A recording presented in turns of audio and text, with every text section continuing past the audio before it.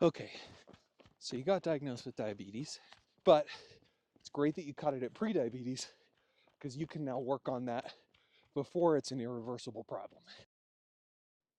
Yeah, I see that look. You just had to come with me. The dog's got a jacket.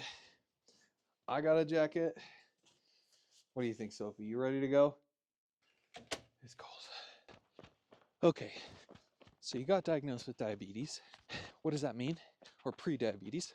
What does that mean? So, important first things to know about is that it all comes down to sugar and insulin. When you eat a meal and you get a whole bunch of sugar coming in from your gut into your bloodstream, if it gets too high, that's not a good state for your body. And if it gets too low, that's not a good state for your body. So how does your body handle that? Well, there are these cells on your pancreas called beta cells. They sense that the sugar is too high, and then they secrete a hormone called insulin.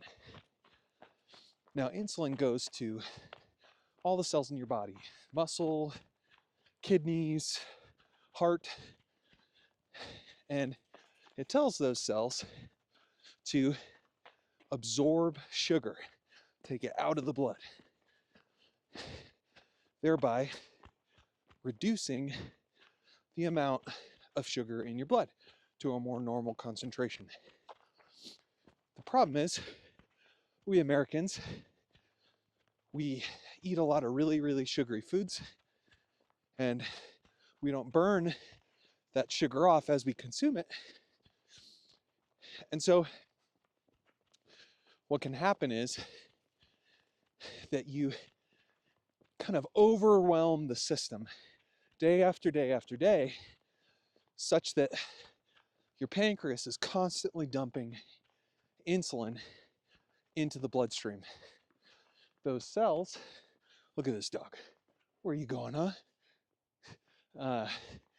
Those cells then get, we'll call it, bored of that insulin because they just see it so much day after day. And they say, I need to see more of that insulin for me to actually respond. And that's something called insulin resistance, meaning the cells of your body need more insulin to respond in the same way. Okay, so why is that a problem? Well, essentially, your body creates a higher and higher set point of what a resting normal sugar will be. So while a normal human likes to hang out right around 100, somewhere between 70 and 100, a pre-diabetic might be okay with 120, 125. Why that becomes a problem is because lots of sugar in the blood has tons of downstream effects when you have it for decades. So the main complications of diabetes to include increased risk for heart attack, stroke, injury to the kidneys, and the list does go on.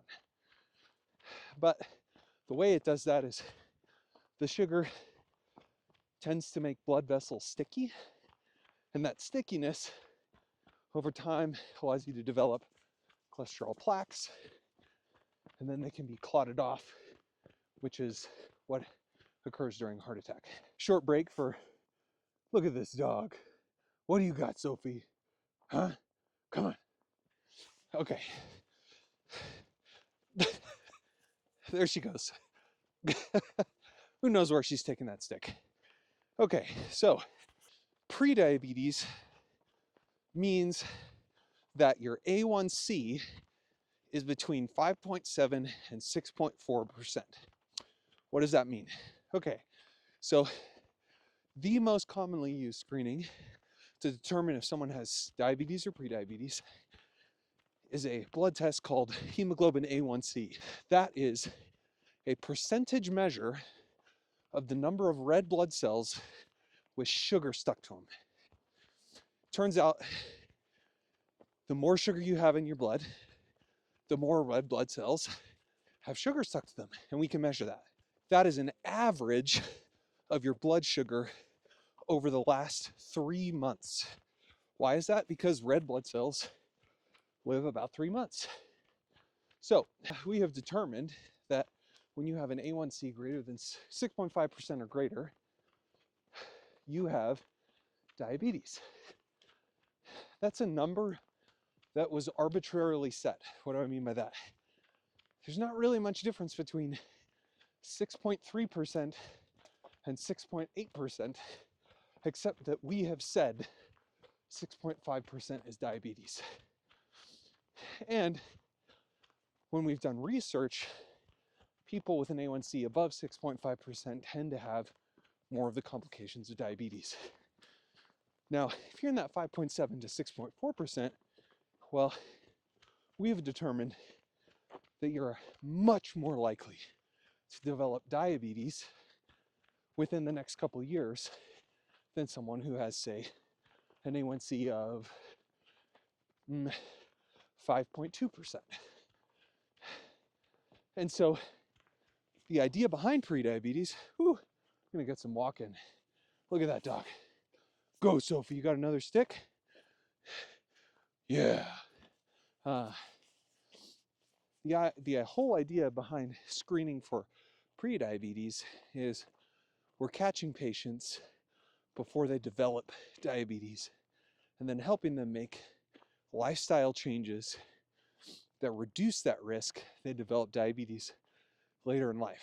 Because if you're in that prediabetes category, that means that something you're doing or something about your genetics is not working for you and has set you on the path to develop diabetes. Because in most of our experience as physicians, when someone's a pre-diabetic, it just gradually goes up and up and up unless some serious changes have been made. Okay, catching my breath. Gotta walk sometimes. Zone 2 heart rate training, after all. I could talk about that in another video. Now, okay, so we've defined what prediabetes is. We defined why you should care about it. How did you get there in the first place? Well, it's usually two things: genetics and lifestyle. Okay, so genetics, well, some people are just genetically predispositioned to contract diabetes. There's some population studies that have looked at particular ethnic groups, but if your dad has it and your mom has it, odds are you're a little bit at risk to develop it yourself. Genetics is really not something that you can modify, right? But the other piece of that, I would argue the bigger piece of that, is lifestyle. So diet and exercise are going to be the two key pieces of the lifestyle. The diet piece, huge, arguably the most important part about diabetes control. Consuming less processed, easy to absorb sugar. Typically, my conversation with patients about that is almost exclusively around liquid calories.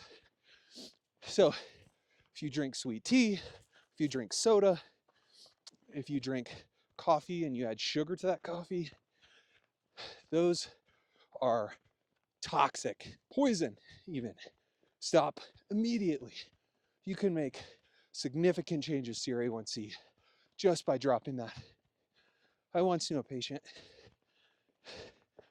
70-year-old lady, skinny as a rail, and she had an A1C of 7.5%. When I was chatting with her, she said, "Oh yeah, I have a latte from Starbucks every single day with 4 pumps of vanilla syrup." Well, she stopped that. 3 months later, her A1C was like 5.2%. So sometimes you can make a change like that, but typically you're not going to see something that dramatic. But easy kill, drop the liquid calories, drop the liquid sugar. Then the next thing that I talk about with diet is avoiding that processed food. Most food that comes off of a shelf has sugar added to it in some fashion or another. And if you check the label, you'd be surprised how much and what has sugar in it. Things like breads, crackers, snacks, certainly protein bars, lots and lots of sugar. Stay away from those. If you're an exerciser, you really like to hit the gym and you use pre-workout or protein powder, usually they have sugar added to them unless you specifically find the ones that don't. Now, the next piece is one that I'm quite fond of. As you might tell, we are currently hiking in the snow with this crazy dog. So, do you currently exercise? That's my first question. For a lot of people, yeah, I do off and on. I used to have a gym membership. I don't do it anymore. So if it's not something that you're doing on a regular basis, wow, easy kill. Even if it's 10, 15 minutes, 5 times a week, consistency, regularity is going to be 10 times more important than putting in one hard, long workout a week. And what types of exercise should that be? Well, you can start with anything, but strength and cardio both have independent benefits. Woo, bunny, there goes the dog. Strength and cardio both have independent benefits for blood sugar control. Woo, look at that. Oh, buddy, lots of snow. For strength, the thought process behind that is if you build up more muscle, that muscle can take in sugar independent of the action of insulin. It's called insulin independent glucose transporters. And basically, more muscle, more of those transporters, more sugar getting sucked into those cells just all the time. So that helps. Now, cardio is a little bit better because cardio increases insulin sensitivity, meaning it decreases insulin resistance, which is the problem, right? How does it do that? Low intensity cardio increases something in your cells called mitochondria. Mitochondria work by burning mostly fat and also carbohydrates, but we know that when you have more mitochondria in your muscle cells, you're going to have much more insulin sensitivity. So I always tell people, great place to start would be if you're not exercising, just get out there, go for a walk, so much that you feel yourself breathing a little bit harder than normal, and then try to increase the duration of time that you do that every day as best you can, usually taking a break day as well. The more that you do that, the more success you're going to have in reducing that A1C. Okay, so you started some dietary changes, you started some exercise changes, you're really working on getting healthy, making progress. Last thing I think that's worth talking about is your doctor in the office recommended that you consider taking a medication such as metformin, maybe even semaglutide, if they're interested in helping you lose weight as well. So here'd be my 2 cents on that. Generally speaking, metformin is not FDA approved for that purpose. In my personal experience, metformin is awesome because it can reduce that A1C and it can help you lose a little bit of weight. It's cheaper than dirt compared to semaglutide, but it actually does have a small weight loss benefit. The idea is that you're not going to be on that medication for life. You're just going to use it in this short window of time to boost the performance of all the other changes that you're making. And then you drop it and recheck that A1C 3 months later to make sure that you're not coming back up after dropping the metformin. Now, this all sounds real simple for me to just say, but fixing diabetes, prediabetes, it requires a whole change in the way that you do life. Basically, that test result has said that you are doing something you got to change. And change is really hard. And it has to be sustained lifelong. So please do not take this to say it's super easy and you're a failure if you can't make it happen. Start with the simple stuff. If that doesn't work, go talk to your doctor. See what else you can do. Meet with a nutritionist. Highly recommend that. They can really help you make some serious changes.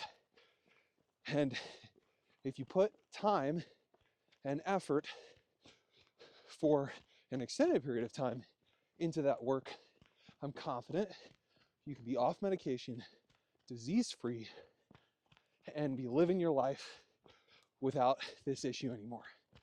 But it's great that you caught it at prediabetes, because you can now work on that before it's an irreversible problem. Whew. All right. How are we doing, Sophie? Huh? What's going on, dog? What'd you see? It's just another beautiful day out here in the snow. And it was great chatting with World. Until next time.